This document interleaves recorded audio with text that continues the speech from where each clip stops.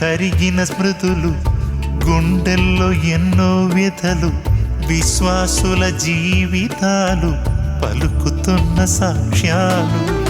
రాళ్ళ క్రింద నలిగిన వాళ్ళు, రంపాలకు తెగిపడినోళ్ళు, కత్తుల రక్తాక్షరాలు, క్రీస్తు కొరకు హతసాక్షులు.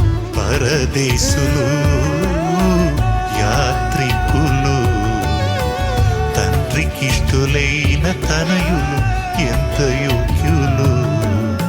నీతిమంతులు, మార్గదర్శులు, మాదిరి మనకొంచిపోయిన మార్గదర్శులు.